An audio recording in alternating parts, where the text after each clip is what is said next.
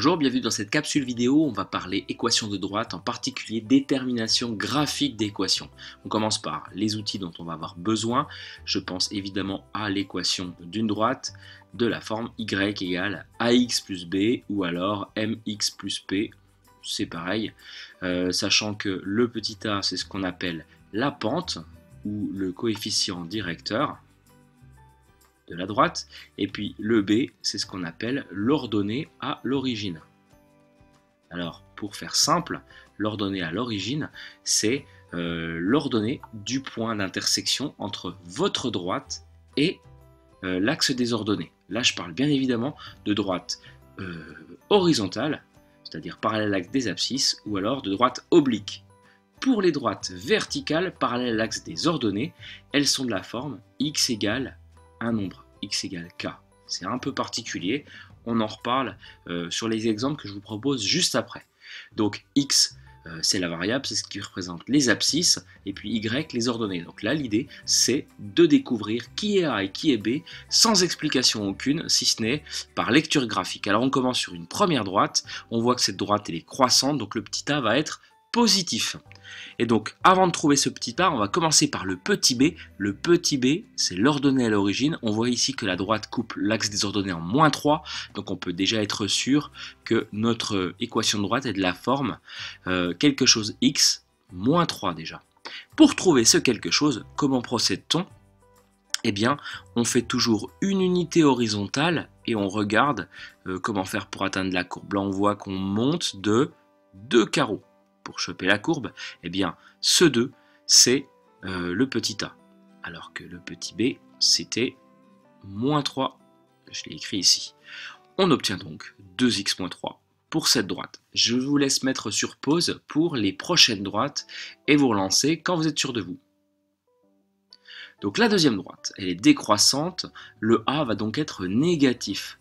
Avant de l'obtenir, on commence par b. On voit que b, ça va être 1. Pour quelle raison? Parce que la droite coupe l'axe des ordonnées au point de coordonnées 0, 1. Donc je vais déjà écrire un plus 1.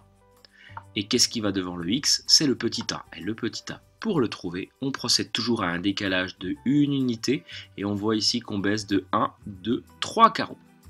Donc petit a, ça sera moins 3. Vous comprenez aussi les limites de ce système, de cette façon de procéder. C'est juste la lecture qui pourrait être compliquée. Ici, on est avec une droite horizontale, parallèle à l'axe des abscisses. Donc, ça ne nous empêche pas d'appliquer ce qu'on connaît. On sait que l'ordonnée à l'origine, ça va être 4. Ici, c'est le petit b.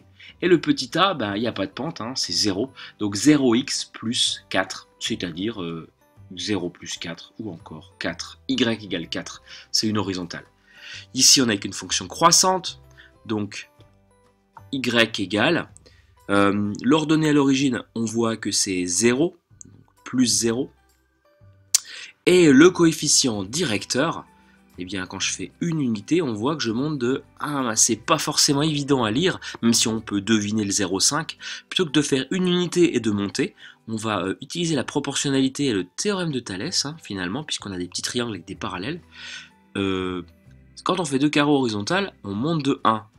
Du coup, ben, quand on bouge de 1, on monte de 0,5. C'est proportionnel. Donc le coefficient directeur, ça va être 0,5. 0,5x plus 0. C'est-à-dire, pour faire plus court, 0,5x. C'est une équation de droite. Sa spécificité, c'est qu'elle passe par l'origine. Dernière droite oblique avant une droite verticale. Y égale, on sait déjà que le coefficient directeur va être négatif vu que la droite est décroissante. L'ordonnée à l'origine ici, ça va être moins 1. Et quel est le nombre donc qui va devant x? Eh bien, je procède toujours de la même manière. Je pars d'un point à coordonnées entières. Je peux partir de celui-là, bien sûr, mais je peux très bien partir d'un autre, genre celui-là au bout. Bref, en partant de là, quand je fais un carreau, on voit que je descends d'une quantité difficile à évaluer. Je fais plutôt 2 carreaux, on voit que la quantité est toujours un petit peu compliquée à évaluer. 3 carreaux, et je fais ça jusqu'à tomber sur une coordonnée entière. C'est le cas ici. Quand je fais 4 carreaux horizontalement, je descends de 3. Donc, par proportionnalité, quand je fais 1, je descends de moins 3 sur 4, de moins 0,75, ce qui est plutôt visible ici, hein. On est en dessous de moins 1. Donc moins 0,75, ça va être mon coefficient directeur. Donc le coefficient directeur, soit vous arrivez à le lire tout de suite dans le cas où vous tombez sur un point à coordonnées entières, comme ici. Si ce n'est pas le cas, vous prolongez un peu les choses et puis vous faites fonctionner la proportionnalité. Moins 3 divisé par 4. Dernier cas, c'est une droite verticale parallèle à l'axe des ordonnées, donc elle est du type x égale. Et puis x égale quoi? On voit que tous les points qui sont sur cette droite ont pour coordonnées, par exemple ici 3, 0, 3, 1, 3, 2, 3, moins 1, donc x égale 3. Les horizontales, y égale un nombre, les verticales, x égale un nombre, et puis les obliques, y égale ax plus b. Voilà pour cette petite vidéo.